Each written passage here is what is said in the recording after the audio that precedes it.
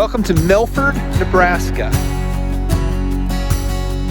Now, we're about 3 miles outside of Milford, and one of the places I wanted to stop right away was this covered wagon building. It was built by Ken Dahl back in, I think he bought the land off the interstate here on I-80 back in 1964. And he had a campground here, and he also had a gas station and so forth. So it's always been many different things, and this building has always stuck out to me as I come into Milford. And so let's go check out this building right now.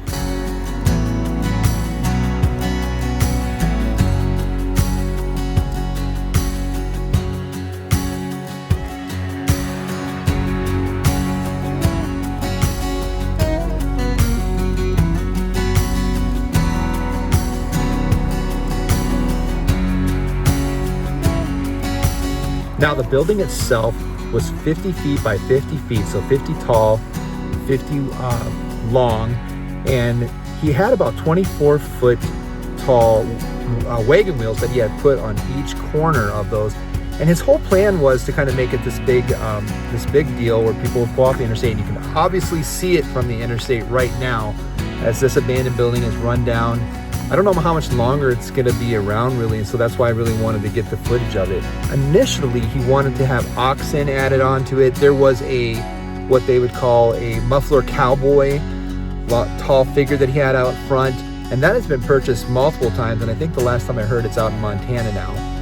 But this building is striking to me. It kind of marks the exit to Milford, so I really wanted to make sure that I got this. 3 miles outside of Milford, which is about a population of just a shade over 2,000. Let's go check out Milford now. We're gonna head downtown.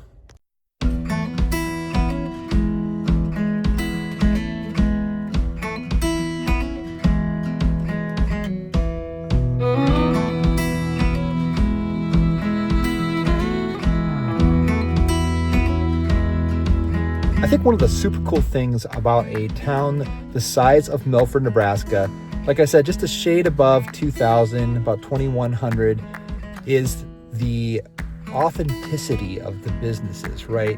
So people can kind of come in. It's kind of the Cheers effect, as I call it. Like, everyone wants to go to a place where everyone knows your name, right? And so that's kind of a cool part about Milford. I walked the downtown, and as you walk the downtown, there is one striking feature, and that is the streets. I always am amazed at some of the small towns in Nebraska that still have those old brick streets, and it just seems so just old style, and I just love it. And of course you can feel it, and it's a little bumpy as you're riding your car over the surface, but just walking downtown with some of the small shops and some of the tire shops and some of the small businesses that a lot of small towns kind of have known to be are just there, and you just feel at home. It's comfortable, you feel safe. The police station was right downtown, so you know the crime was probably under control in Milford. And I love it too that they have their parks kind of on the outskirts of town, close to the schools and so forth. So I stopped real quick. I wanted to get some video of their water tower, their baseball diamonds, which of course we're in the middle of winter here.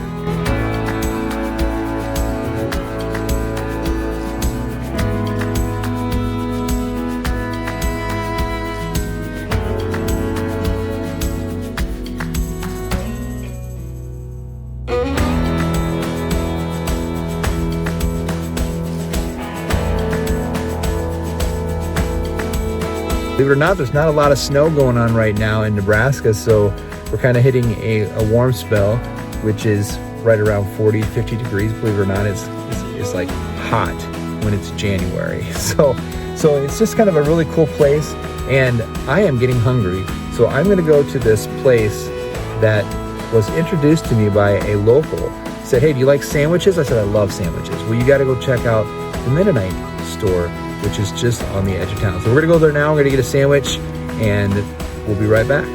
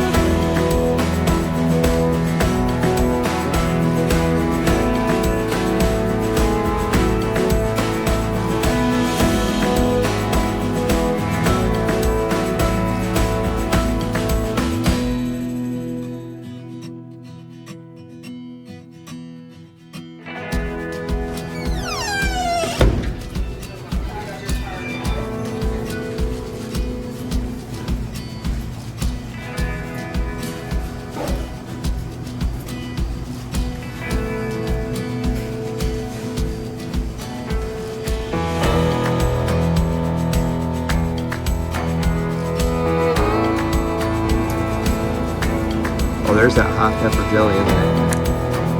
That's the good stuff.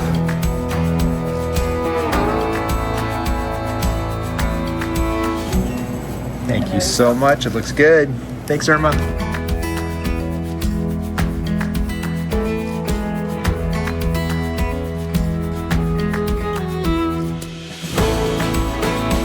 Hey, this is a cute shop you have. I love it.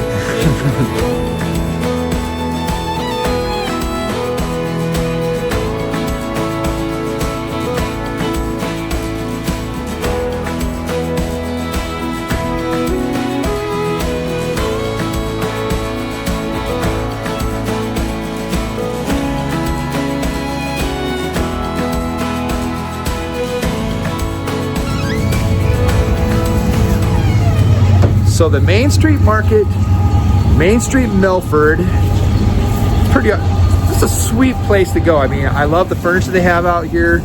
You know, I love the sandwiches, and that's what I'm gonna have here at the Scorcher. And Irma made it. Thank you, Irma. It looks pretty good. Now, Milford's known as a railroad town. You kind of see that the train goes right through town. Typical Midwest small town for you. And really, this is what kind of happened. Milford became in existence because of the railroad. So that doesn't surprise me that as I'm giving footage of the Main Street Market, that's what kind of happened here. So this is a Mennonite store. And again, I'm just gonna show you behind me what I'm talking about. Like, they've got all the furniture kind of lined up along, and these are all like patio furniture. This is a really cool place. And they think country store, you know, they got all the special jams and they got the special caramels and everything else. So really cool place in Milford. If you're in town, go check this place out. It's real worth it. They make the sandwiches right in front of you. Homemade, it's great. You can even get homemade bread if you want to do that as well. There's another important history piece with Milford, and I want to make sure that I got this in. On the north side, I'd say probably 5 miles away from Milford, is a cemetery that has some historical significance to it. Back in around the 1870s, the Ponca tribe in northern Nebraska around the Niobrara River area were basically forced off their land, and they were forced to go to Oklahoma to live on a reservation. They had to walk the distance all the way to Oklahoma, and they took the Big Blue River route, which happens to go right through Milford. And on that journey, they really encountered a lot of hardship. Mainly, there was a tornado that struck them at one point, and they lost some of their people at that time. Chief Standing Bear lost his daughter, who happened to be Princess Prairie Flower, and she died en route. The weather, of course, in spring was cold here in Nebraska, and of course, that's what happened. It was a rainy season. It was cold, and as they were moving in early spring, like I said, encountering tornadoes even in that travel, they were losing a lot of people to sickness. And tuberculosis is what they think cost Prairie Flower her life. So she died in travel, and they happened to be Christian at that time. And so the locals dressed her in a nice dress, helped bury her, gave them a service. And even to this day, the Ponca tribe was so thankful and so moved by that it just meant so much. And she is buried in this cemetery. So I'm going to go show it now. It's known as Potter's Field, and I will show you the cemetery now. Let's go check out where Prairie Flower is buried.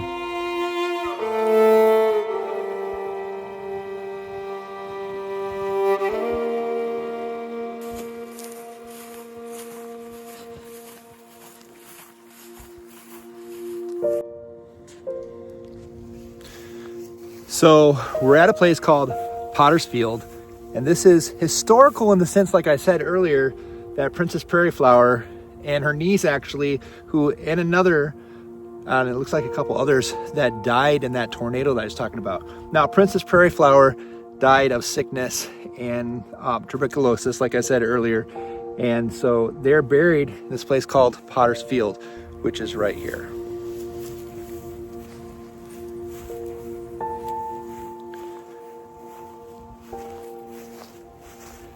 It's so peaceful and quiet out here. If you get a chance, graveyards, cemeteries are protected space. You can visit them, you're not trespassing, but just be respectful, obviously, and let those who have passed on. Rest in peace.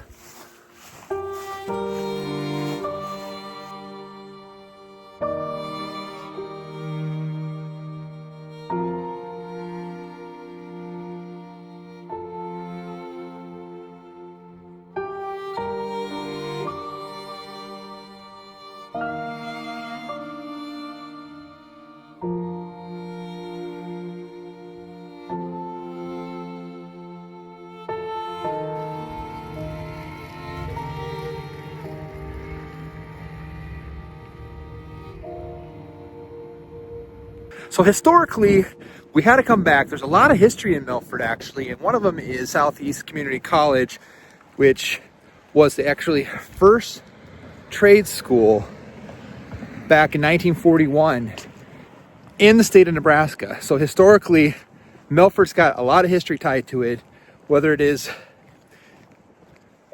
Princess Prairie Flour, or whether it is the railroad or the school that's here. And that's kind of what makes up a small town, if you will, right? History is a huge part of it in the Midwest. But this is a cool town. You should definitely check it out. Milford, Nebraska, right off I-80. You cannot miss it. It's like 25 minutes outside of Lincoln, Nebraska as you are heading west. And so check it out. About 2,100 people. It's definitely a place to be. Milford, Nebraska.